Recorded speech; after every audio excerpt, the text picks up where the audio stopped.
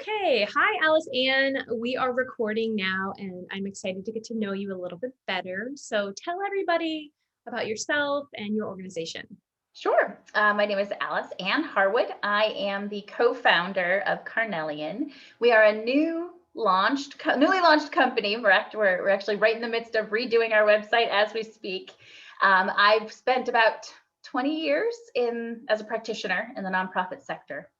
And I have a specialization in the arts, but my expertise is program design, evaluation, and fund development, organizational design and development as well. My main focus now is really centered around data and all things data. So Carnelian is our new company and we're moving forward. And what we do is we build tools and resources that help individuals and organizations operationalize change. So there are a lot of folks talking about the theory behind where we need to go. What we do is figure out what are the tools you need to get there. That sounds great. Can you tell us a little bit more about how did you get into data? Because you sound like you're really into data from what you told me. Yes, data is a thing. So I've always been interested. I grew up in an environment that was very focused on exploring, focused on discovery. And so it was sort of built into me, but I didn't fully understand that until I worked with a team of researchers at Yale for a little while. And I had never taken a stats class. I had zero formal training. And here I am thrown into the midst of all these postdocs, asked to support them in both creative work and in development work. And I had no idea what I was doing. And I had to learn on the fly. I had to suddenly be able to analyze data in a heartbeat in order to do my job to serve them in the way that I wanted to serve them. So it was this trial by fire, actually very hysterical. There were some moments that I didn't fully understand who I was working with at the time, some very, very important people, but I was so young and so green. I had no clue. President of the APA was my boss. And I didn't get that. Like it didn't click with me. I was so green, right? And he came to me one day and said, everybody's busy. I need some slides. Can you do some data visualizations for me for my presentation tomorrow morning at 9? Okay. Yeah, sure. I had no idea. I went home and spent the whole night up all night trying to figure it out, brought him some slides. And what I discovered in that moment, the next morning, later that afternoon, I brought him the slides. He did his presentation, got called into his office later that afternoon and thought, I am fired. I'm done, right? I'm done. And instead it was, thank you. You clearly stayed up all night to do this. And I want to ask your permission to use these in my book. Wow. Yeah, and it wasn't because they were these mind-blowing interpretations. It was because his audience was me. His audience was the everyday person who might not be completely immersed in data. And my interpretation was very straightforward, was very streamlined and clear. So it's the start of data does not have to be this scary, complicated thing. It can be something that becomes part of your process and part of your everyday. So that was sort of the start of it. And then as I kept using it, especially with an interest in program evaluation and program theory, along with development, I think fund development folks were the original UX designers because when you start looking at moves management programs and how you work with a donor to engage them, that is the foundation of UX as well. And the data feeds that moves management process. It also feeds the quality and impact of program outcomes. So it just kept layering it in to my work more and more and more until it actually took over and became my life's work from there. So this is how I came to be where I am. That is a great story of thinking you're going to be fired and then actually. Yeah, can I put you in my book and I'll cite you? I'm like, what? I'm going to be in your book? Wow. Yeah, I think that's great. And when you use the word data, I start thinking quantitative. Is that kind of the world you run in? Like, are we saying the same thing? Or what do you I actually work in both worlds. So I love my work actually is about combining your quantitative data and your qualitative data. So my work is about layering your data so that it's a learning tool. So when I think data, it's not just about my research centered around intrinsic and contextual data. Intrinsic is counting beans, right? It's the basic, it's the information, counting heads. Whereas contextual data is experiences, behaviors, environmental factors. What are those intersections that also inform the counting beans, that allows you to look at it and find anomalies, find discoveries, find gaps, and that moment of discovery that can happen when you overlay information. So that's what that sounds great. Yeah, that sounds a lot like just mixed methods UX. And when you were talking about the donors, just thinking about like the user journey of the donors and that sort of thing, and how both qualitative and quantitative combine. Yeah. But it is interesting. In my mind, I do go to quantitative when I hear the word data. Yeah, I think most people do. And I think that is probably one of the traps, right? That's one of the little traps. There are landmines all over this world, and especially in the sector of the work we do. And that's one of the big landmines, is stepping right on data is just counting. Data is quantitative. Great. Well, I'm glad we got that cleared up right away. That even if we're using the word data, there's lots of different kinds. Yeah. That is great. And if I am part of an organization, or I'm an individual, and I know I need to start paying better attention to the data that's coming in, that we're all surrounded by, where would somebody start? I think if I were to say where to begin, it's 3 steps. First, understanding what data you actually collect and from where, and then looking at whether or not you use it. And do you have a process for maintaining its integrity? What is your process for making sure that data is not flawed, that data is accurate, that data is consistent and has a consistent way of being looked at as apples to apples, year over year? That's the first step. I would say the second step, and something that came out in one of my research studies that blew my mind actually, was this huge percentage, 70+% of participants in this study have a self-perception of the ability to analyze data of being very high. Yet those same participants, when asked about what tools they use to actually analyze their data, less than 10% of the available tools were put into use. So the perception of ability to interpret it versus knowing actually how to use the tools to interpret it for learning don't exist. There's a complete gap in between those two. They're what am I trying to say here? They're completely opposite, right? The perception versus the reality is completely not in alignment. So if I'd say looking at skills, looking at developing data analysis skills, and just simply learning how to use some of the tools that exist. I am by no means a data scientist.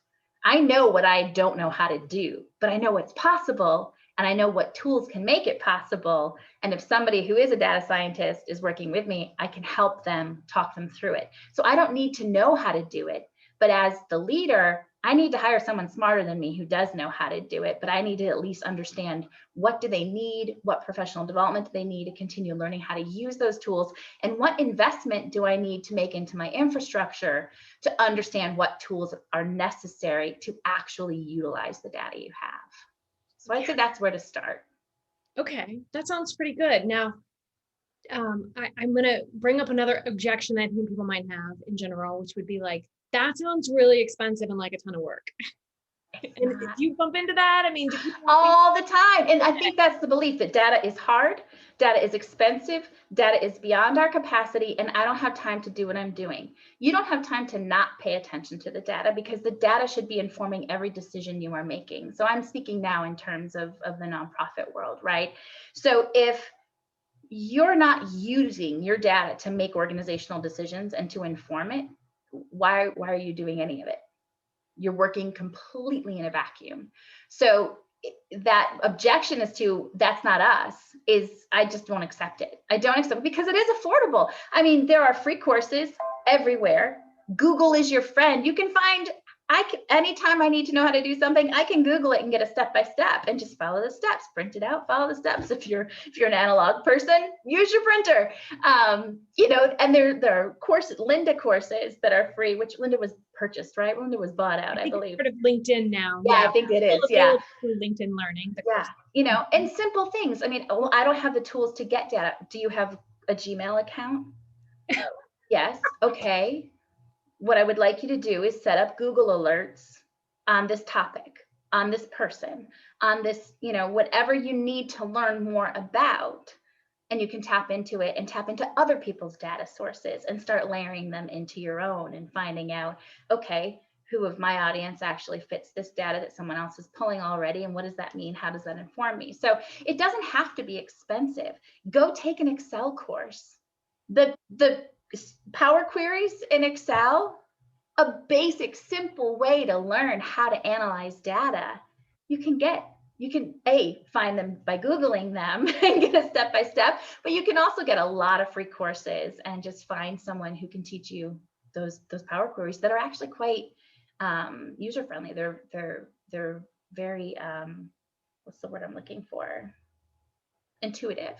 You know, it's easy to use them. Yeah, that's great. It's also just great that we have so many resources available to us.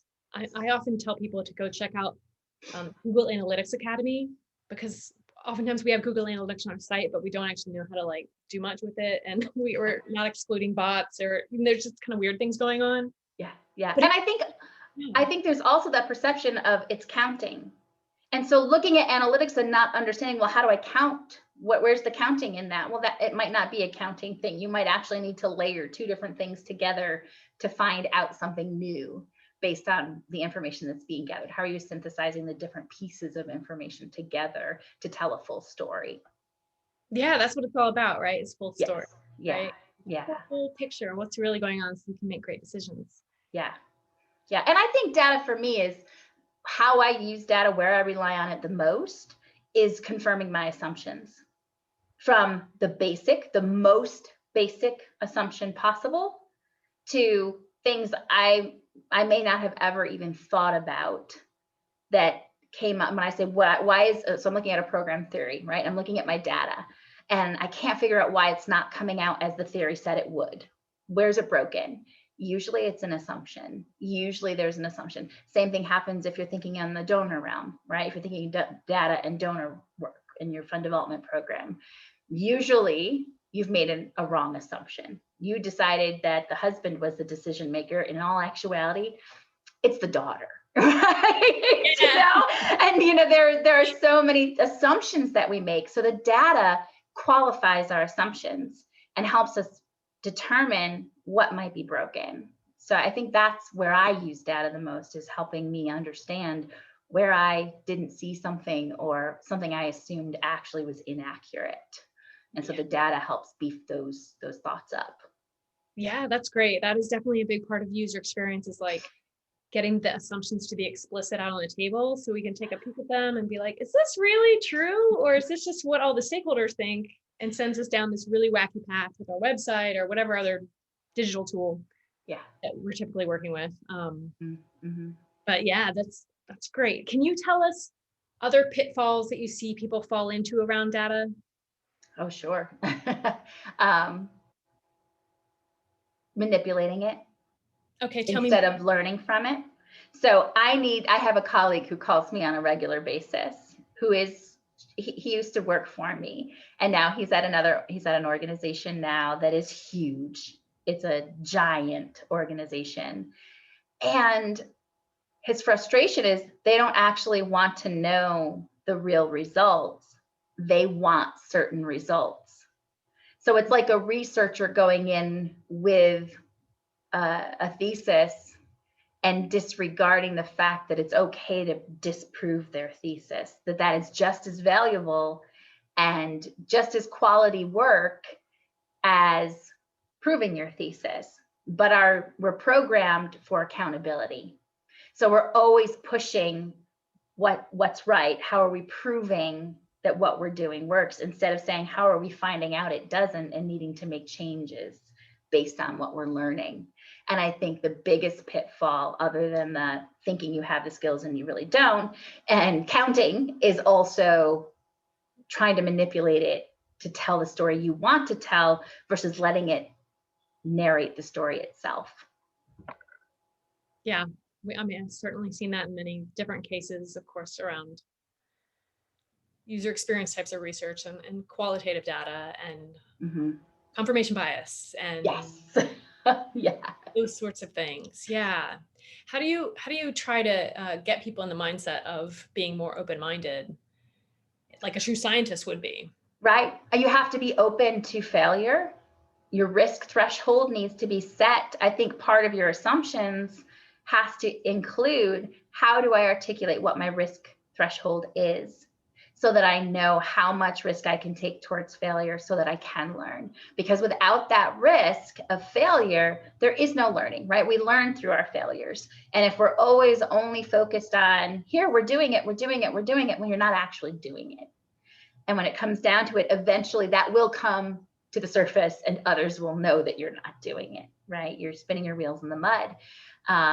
So I think it's creating a culture that's not risk averse, that is encouraging learning. You know, I'm very much in support of those environments that have creativity time, right? So where you get, what is it? Google gives 20% of your time is just exploring, figuring things out, failing. And so 3M, I mean, 3M is amazing. And some of their biggest products, Post-it notes, came out of employee free creativity time.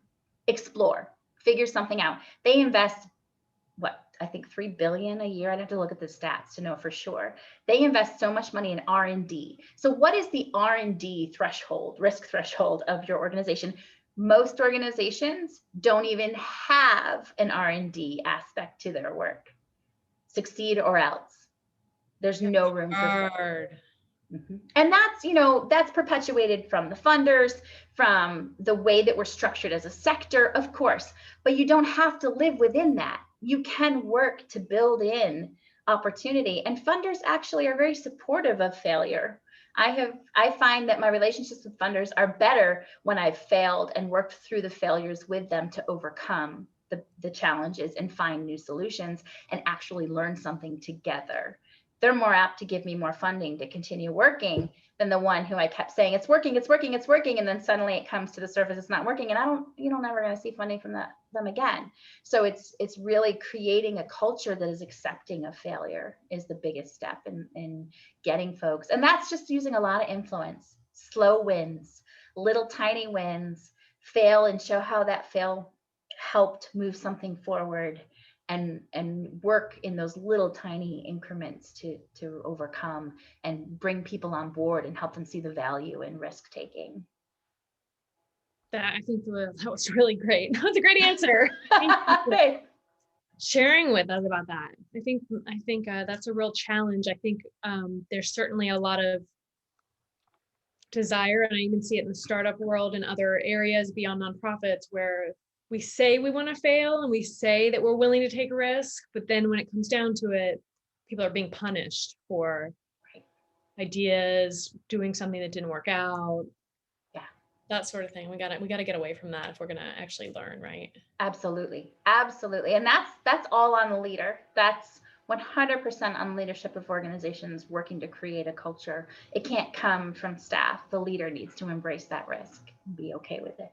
That makes sense. Other pitfalls that we should be aware of? Understanding why you're collecting data. There's a lot of dark data in the nonprofit world, and it's just accumulating, which creates a risk that could be mitigated, right? So you're putting data into the system, but you're not ever using it. For example, if you're thinking in the donor world, right? You've got your CRM, and you're entering all, so you're like, I've got the best CRM ever. It takes in everything. I can put in all these notes. I've got total histories. I can add anything. But guess what? You can only query on gift date, gift amount, and campaign code. you can't actually inquire about any of those other contextual things you're adding into your system. That requires a custom report, which requires paying for more, or the custom report, the tech team can't even build it because they just don't have capacity to do that. Thinking about when you're purchasing a system, does it do what you need it to do to help you learn?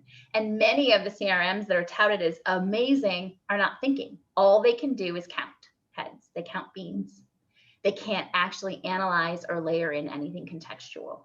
So I think that's a major place where organizations get stuck because they don't know what's happening. You think you have something, you think you have the tool that's going to work, but it's actually not working for you. You can drive the simple systems just as well as you can drive the Cadillacs and Lexuses of CRMs in the same way. You just have to make sure that those reports can be built in and you can tap into that information and you're using the information. It doesn't do any good to have a crackerjack development person entering in data about your donors and no one ever utilizing it. It doesn't do any good to have a program person who's gathering all of this information and you completely disregard it. It goes into a file folder and put into a drawer. One of the things that blew my mind in a research project was where does your data go? It's put in a file and in a drawer, not even a file somewhere on my network. It's in a folder in a filing cabinet. Nothing is being done with that data. It's only using what's mandated, only looking at data as a requirement and an added thing, not looking at data as part of what you do every day in every decision you make. So, and I think the other major pitfall, major landmine is not having a data agenda, not having a path of data. So if the board is never seeing data that would inform decision making and the board makes decisions, how are you making decisions that are going to accurately reflect the outcomes and move your organization forward? Or if the board is mandating data and the frontline people gathering it have no idea why, it will be flawed. It will have issues in it that you can't interpret it in the way you need. So having an understanding at all levels across the entire organization that data isn't just that program person's data or just that development person's data. This is the organization's data. It's all of ours, and we all need to understand how it comes in, how it flows, how it's managed, and how we use it to layer it for each piece of our work to make organizational decisions. Okay, it's kind of what you just said right there, like that is the data agenda, how we use it, why we use it, all that. How we gather it, who sees it, how it's stored, when is it purged, how long can it stay, in a system, when, all of those really important pieces, risk thresholds. So your risk policy needs to be reflected in your data agenda.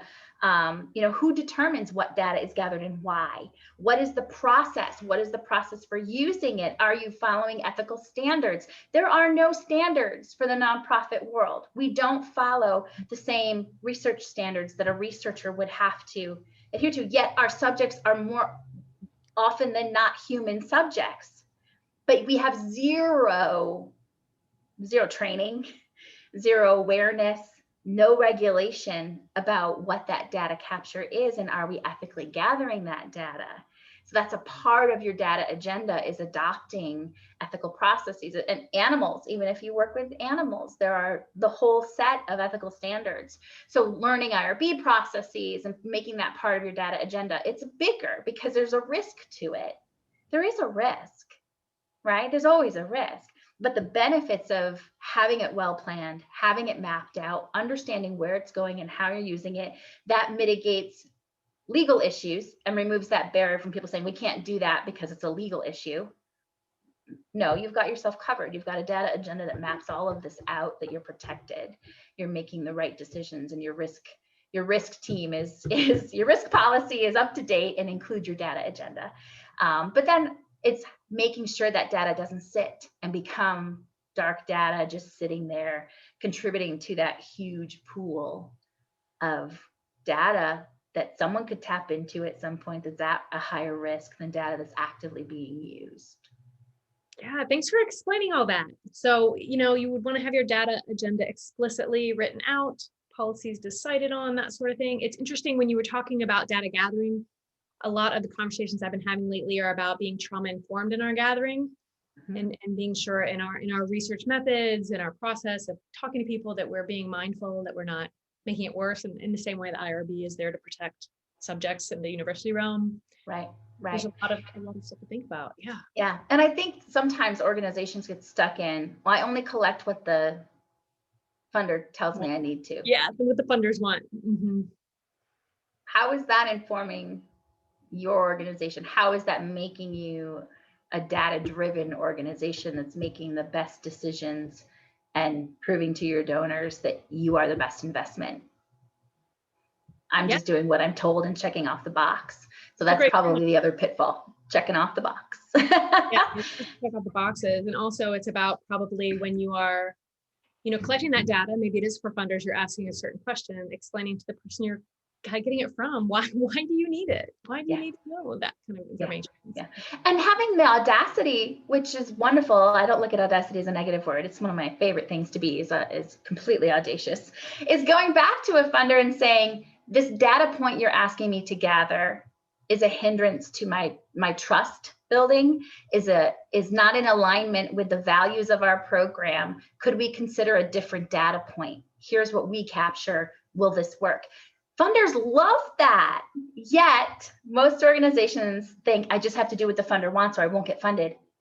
Well, no, it's a dialogue, it's a communication. There's an ecosystem you're building here. And part of that ecosystem is collaboratively coming up with, what are those data points? If that data point they're asking you to collect is completely counterintuitive to the work that you do, there's nothing wrong with reaching out to that funder and saying, can we work through this? Because this isn't serving our program. Here's what we want to collect and why, and what we're going to learn from it. That data, that funder will, their mind will be blown, and you will get multi-year support, and they will love you forever. And you will now be the spokesperson for modeling how to do data capture and analysis at your organization, and you will be their poster child. So do not fear the foundation. They have good intentions, but what a lot of the problem is not the foundation. I hear a lot of people blaming the foundations. It's also our inability as a sector to have a dialogue and communicate and build those personal relationships and collaborate in a real way. That is a great point. I love this idea, pushing back on data that might be requested that maybe isn't the right data to really get to it, and having a real conversation with people who are funding you. I love it. Yeah, they're not there on the front lines with you. You're there, you're doing the work, and who better to inform and then have that, and that's setting up the model. So you've got your data agenda incorporating all levels of the organization into what process, and then you're bringing in the next level of your ecosystem and saying, okay, funders, let's be a part of this conversation too, and understand the why, because collecting data that you're not going to use is unethical. That's a great point too. Thank you. This is chock full. I love it. If people can only remember one thing about everything you've talked about, or one thing about data, what is it important that they walk away with? What should they walk away with? This will be a hard one. It's not hard. It doesn't have to be hard. And start from where you are. Look at what you already have and what does it tell you, and then find ways to grow from there and make it a part. I think the biggest thing actually is to make it a part of what you do. Everything you do should involve data. Everything. It's not an extra. It's not an add-on. It's not I wish we could. If we had the money, if I had the human resources, if I had the tech infrastructure, I would. You can do it simple and start there, but do it and use it as a part of every single thing that you do. Thank you. I really appreciate you sharing all that. This has been really helpful. Alice Ann, much gratitude for you. Thank you. Thank you for all you do. This is a wonderful service you give to the world, and helping people really tap into really addressing and giving people experiences that are going to benefit everyone in the long run. I mean, that's what UX does, and data is a huge piece of it, of that story. So thank you. It is. All right. Well, you have a great rest of your day. You too. Grateful. Thank you.